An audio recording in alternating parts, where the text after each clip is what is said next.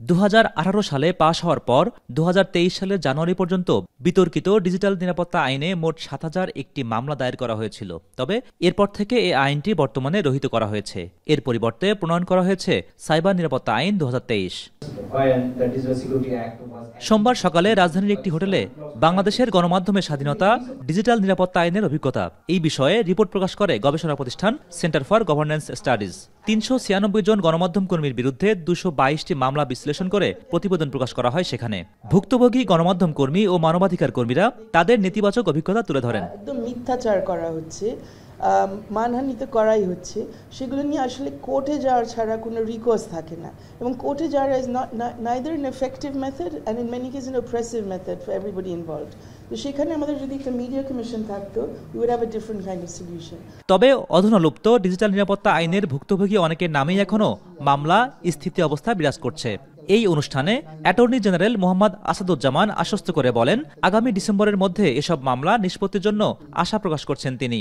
যেগুলো স্টে আছে সেগুলো অতি দ্রুত হাইকোর্টের যে কোনো একটি বেঞ্চে দিলে আমি দরকার নিজে যে বলবো এই মামলাগুলো এই ডিসেম্বরের মধ্যে নিষ্পত্তি করে দেন। যেগুলো এফআইআর স্টেজে আছে আপনাদের বলবো সংশ্লিষ্ট থানায় বলেন, এটা ফাইনাল রিপোর্ট করে দেবে, কারণ সরকার ডিজিটাল সিকিউরিটি অ্যাক্টে লেনিয়েন্সি দেখিয়েছেন। অ্যাটর্নি জেনারেল দাবি করেন 5 আগস্ট পরবর্তী সময়ে বাংলাদেশে কেউ গুমের শিকার হননি। বলেন, পুলিশ বাদী হয়ে গায়েবী মামলার সংস্কৃতিও এখন বন্ধ আছে।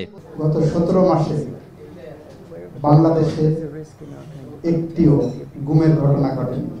গত 16 বছরে 70 লক্ষ মানুষ পলিটিক্যাল পারসিকিউশনের শিকার ছিলেন,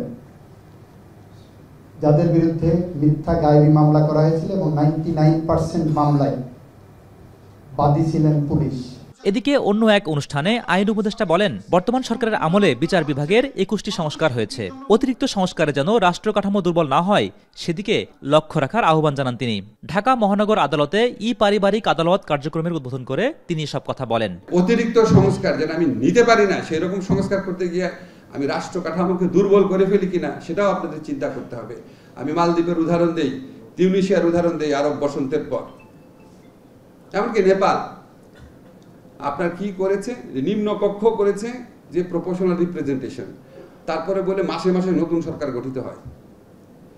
আপনার সংস্কার নেওয়ার জন্য আস্তে আস্তে একজন একটা অ্যাথলেটকে মানে আরো বেশি ট্রেনিং করার জন্য আস্তে আস্তে ফিজিক্যালি প্রস্তুত হতে হয়। এটা একটা সংস্কার ওরকম একটা ক্রমান্বয় প্রক্রিয়া, ইনক্রিমেন্টাল প্রসেসে করতে হবে। আমাদের এখানে সংস্কার চিন্তা থাকতে হবে এবং এটা কিছুটা আরেকটু বাস্তবচিত হতে হবে। হোসেন জাহিদ, এখন, ঢাকা। বাস্তবায়ন কিন্তু খুব সোজা।